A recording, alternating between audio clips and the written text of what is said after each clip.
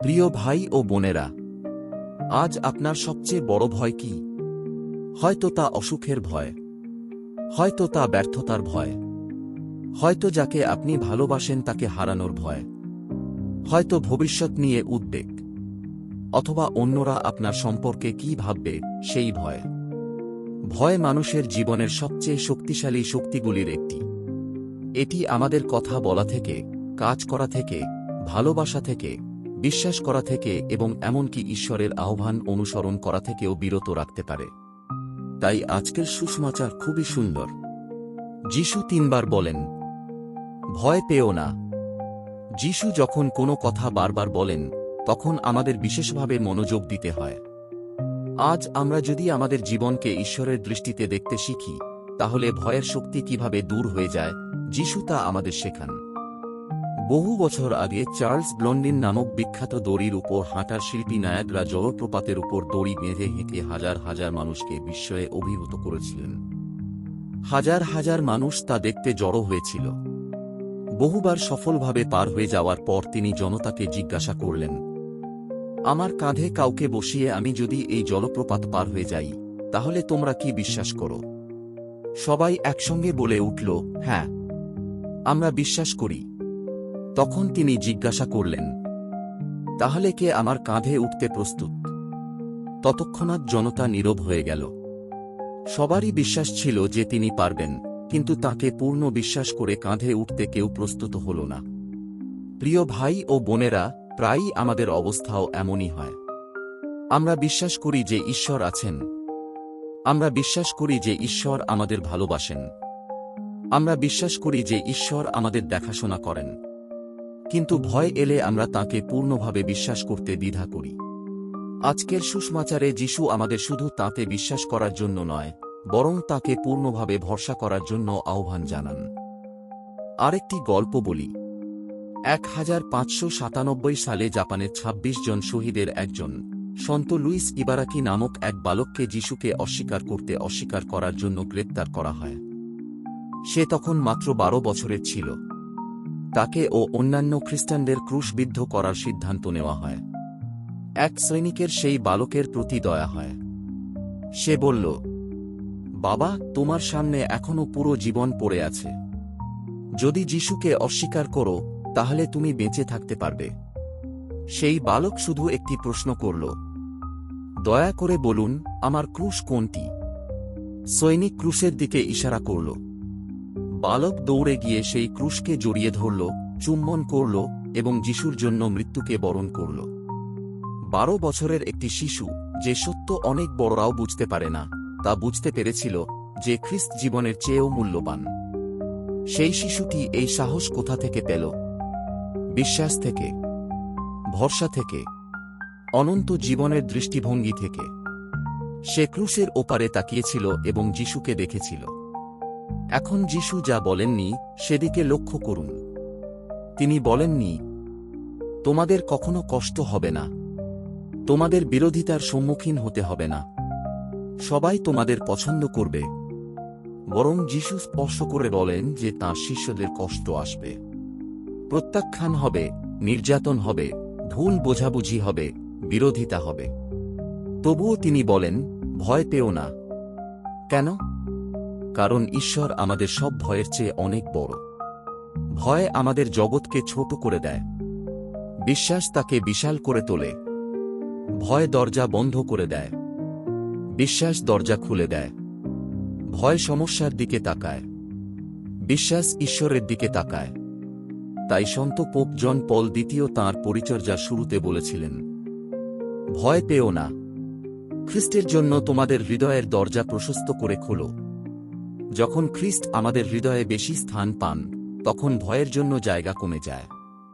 পরে যিশু এক অসাধারণ কথা বলেন, যারা শরীরকে মারতে পারে তাদের ভয় পেও না, কিন্তু আত্মাকে মারতে তাদের সাধ্য নেই। এই কথাগুলো অনেকে ভুল বোঝেন। যিশু আমাদের ঈশ্বরকে ভয় করে কাঁপতে শেখান না। পবিত্র শাস্ত্রে ঈশ্বর ভয় নির্মম প্রভুর ভয় নয়, বরং প্রেমময় পিতার প্রতি সন্তানের শ্রদ্ধা, বিস্ময়, সম্মান ও বিশ্বাস। যিশু যা বলছেন তা হল, মানুষের মতামতকে ঈশ্বরের সত্যের চেয়ে বড় করো না। ক্ষণস্থায়ী ভয়কে অনন্ত সত্যকে ঢেকে দিতে দিও না। আজ অনেক খ্রিস্টান মৃত্যুকে ভয় পান না, কিন্তু অপমানকে ভয় পান, সমালোচনাকে ভয় পান, আলাদা দেখাতে ভয় পান, যিশুর বিষয়ে খোলাখুলি বলতে ভয় পান। অন্যরা কি ভাববে এই ভয়ে আমরা কতবার চুপ করে থেকেছি। প্রত্যাখ্যাত হওয়ার ভয়ে কত সুযোগ আমরা হারিয়েছি।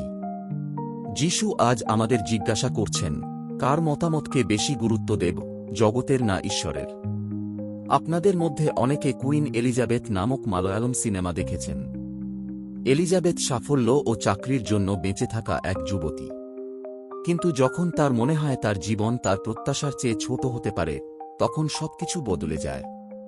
আগে যেসব বিষয়ে খুব গুরুত্বপূর্ণ মনে হতো, সেগুলো অপ্রাসঙ্গিক হয়ে যায়। সম্পর্ক গুরুত্বপূর্ণ হয়ে ওঠে, ভালোবাসা গুরুত্বপূর্ণ হয়ে ওঠে, মানুষ গুরুত্বপূর্ণ হয়ে ওঠে, জীবনের দৃষ্টিভঙ্গি বদলে যায়। কেন? কারণ মৃত্যুর সম্ভাবনা জীবনের অগ্রাধিকারগুলোকে বদলে দেয়। আজকের সুসমাচারে যিশুও ঠিক এটাই করছেন। তিনি আমাদের অনন্ত জীবনের দৃষ্টিভঙ্গি দেন। তিনি জিজ্ঞাসা করেন, 100 বছর পর কি সত্যিই গুরুত্বপূর্ণ হবে?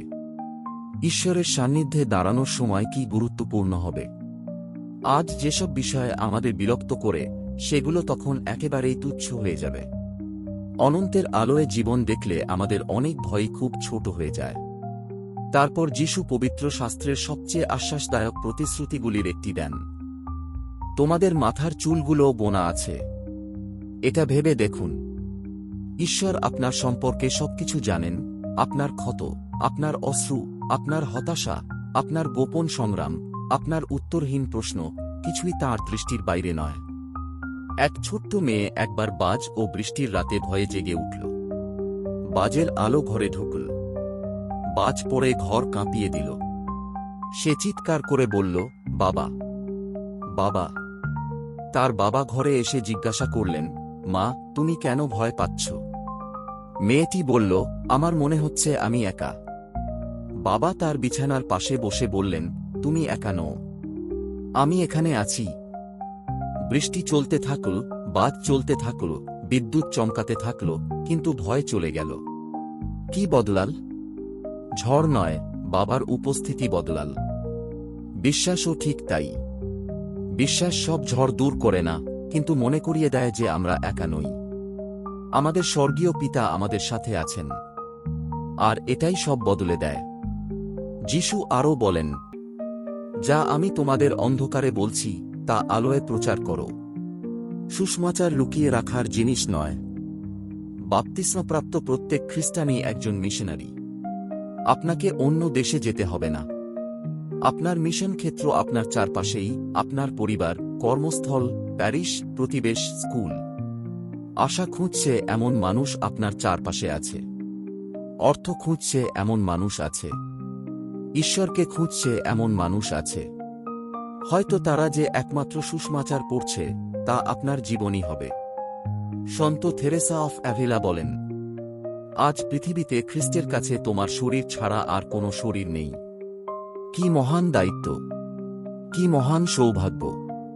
সন্ত জন অফ দ্য ক্রস ভয়কে খুব ভালোভাবে বুঝতেন। তিনি মাসের পর মাস অন্ধকার কারাগারে কাটিয়েছেন, অপমানিত হয়েছেন, মার খেয়েছেন, ভুলে যাওয়া হয়েছে। তবু সেই অন্ধকার থেকেই খ্রিস্টীয় আধ্যাত্মিকতার সবচেয়ে সুন্দর রচনাগুলো জন্ম নিয়েছে। কারণ তাঁরা তাঁর শরীরকে কারাগারে আটকাতে পেরেছিল, কিন্তু আত্মাকে আটকাতে পারেনি। প্রিয় ভাই ও বোনেরা, আজ যিশু বারবার বলছেন, ভয় পেও না। এই গির্জা থেকে ফেরার সময় সন্ত থেরেসা অফ অ্যাভিলার এই কথাগুলো হৃদয়ে রাখুন। কোনো কিছুই তোমাকে অশান্ত করবে না। কোনো কিছুই তোমাকে ভয় দেখাবে না। সবকিছু চলে যাবে। ঈশ্বরই অপরিবর্তনীয়। যার কাছে ঈশ্বর আছেন, তার কোনো কিছুর অভাব নেই। ঈশ্বরই যথেষ্ট। এই সপ্তাহে একটি ছোট কাজ করার জন্য আমি আপনাদের আমন্ত্রণ জানাই। অন্তত একজনের সাথে যিশুর বিষয়ে কথা বলুন, কাউকে মিশায় আমন্ত্রণ করুন, কারো জন্য প্রার্থনা করবেন বলুন, একটি বাইবেলের বাক্য শেয়ার করুন। আপনার বিশ্বাস লুকিয়ে রাখবেন না। আবার ভয় এলে যিশুর এই কথা মনে করুন। ভয় পেও না। তোমরা অনেক চড়ুই পাখির চেয়ে অনেক বেশি মূল্যবান। আমেন।